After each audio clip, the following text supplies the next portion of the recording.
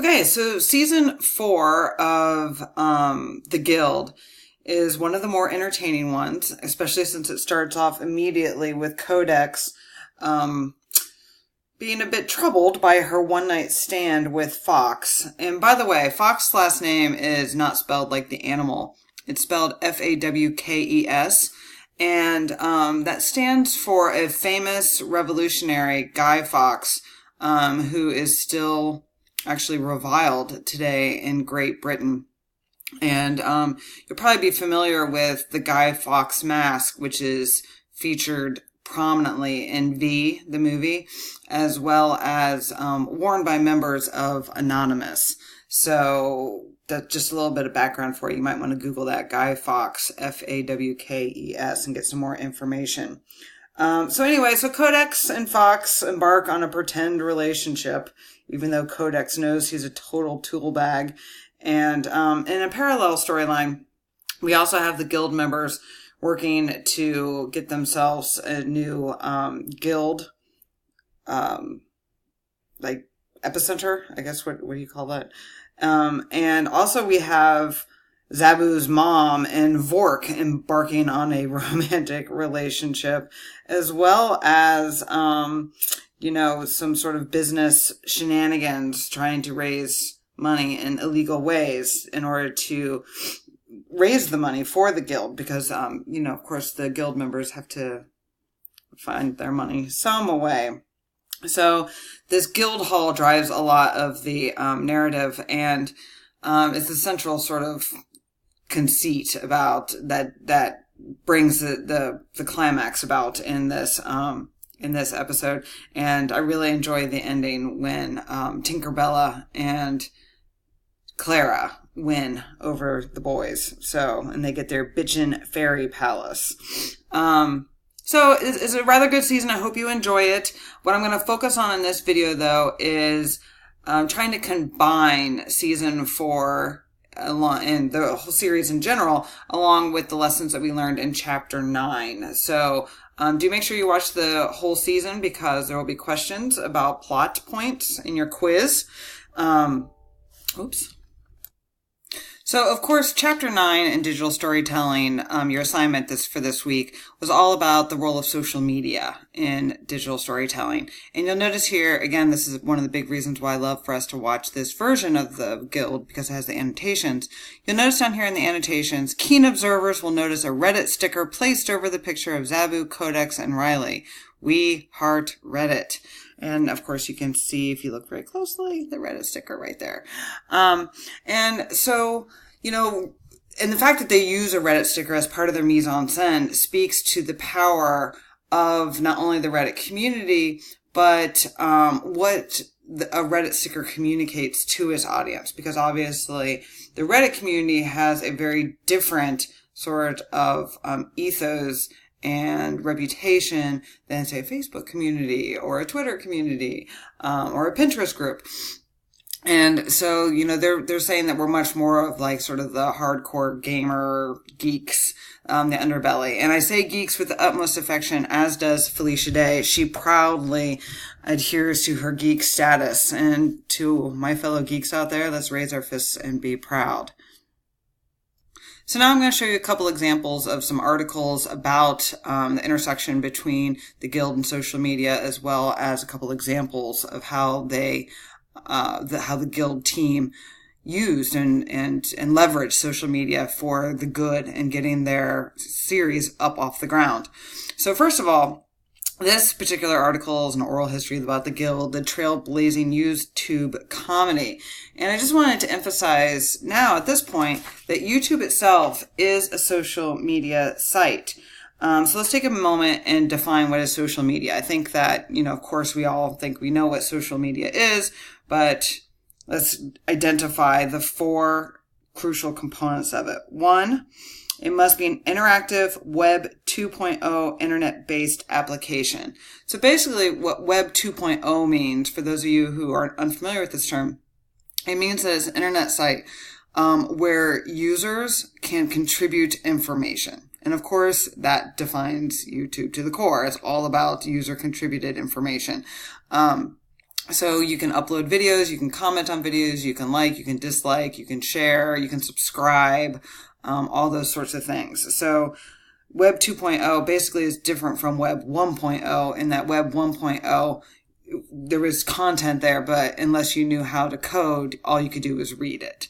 Now, even those of us who don't know how to code can freely interact with the internet. All right.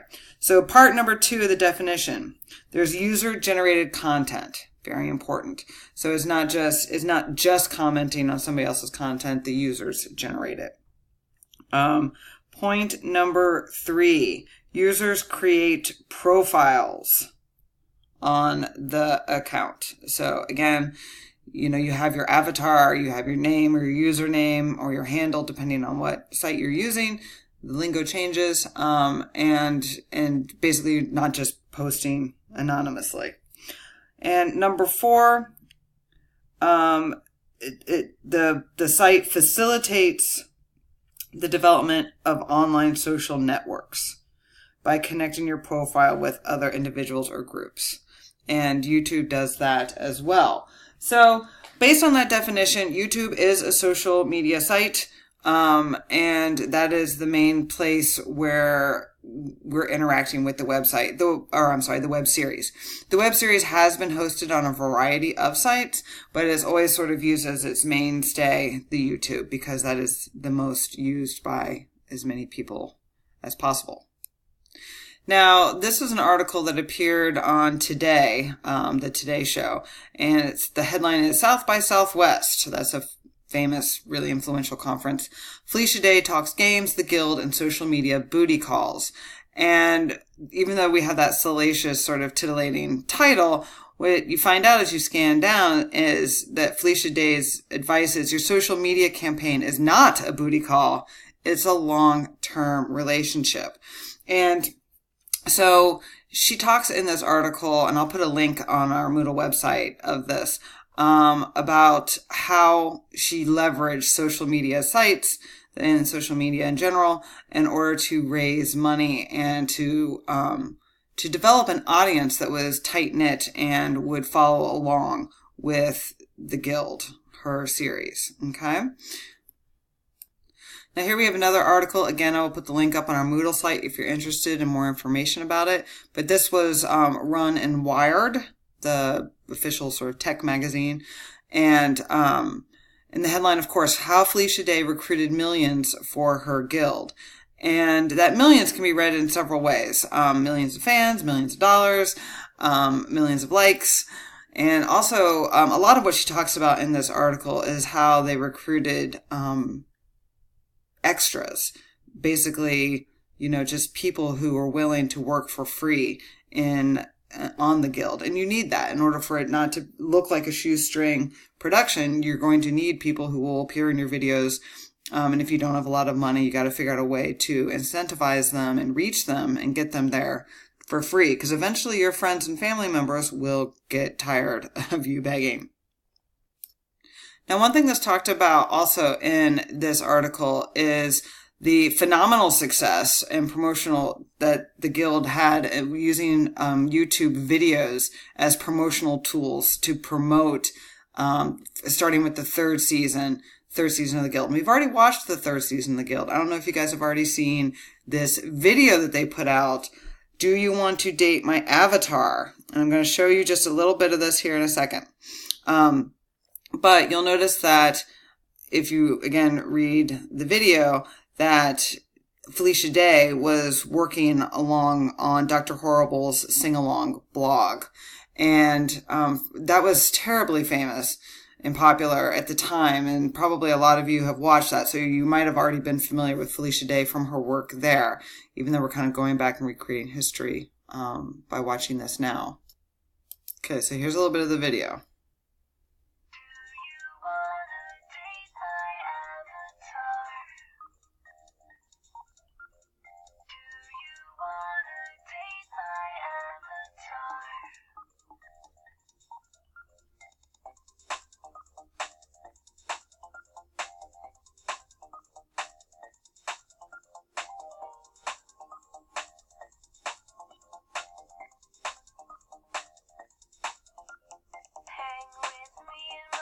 So many places we can go. You'll never see my actual face. Our love will be in virtual space. So what's great about this video is that it was just a short video, 3.5 minutes, almost 4 minutes.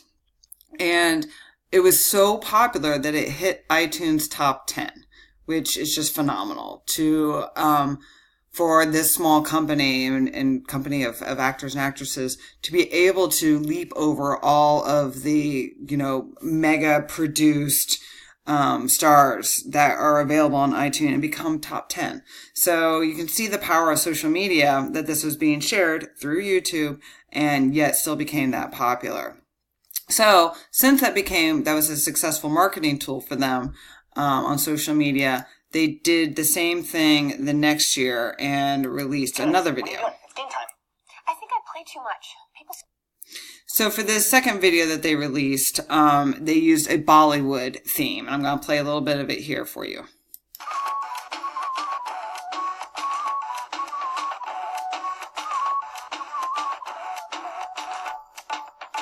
Boot up, embrace the feeling. The start button is the portal to your being. Turn on, it's a pleasure device. Game with me, it's the ultimate spice. I promise you, it won't ever be dull. In a world you're all powerful. Above you, don't be afraid. It's Tuesday night, let's do this raid. Game on. Is it immature? Game on. I'm insecure. Game on. Don't you quit on me. Okay, so hopefully you enjoyed those little promotional videos. They were very successful for the Guild. And again, going viral online and being used to promote the series itself. So this one was Game On. It came out for season 4, what we were watching this week. Now, another way that I think social media we really need to pay attention to is the way that networking is so important. And one of the other articles I found, again in Wire, is entitled "Birth of a Meme. Felicia Day Gets Bad Horse Chorused at PAX." And there's a video down here. And I haven't watched a whole lot of Dr. Horrible's sing-along blog. But apparently this has something to do with that particular series. But I'm going to show you the video here of what happened at PAX. Okay?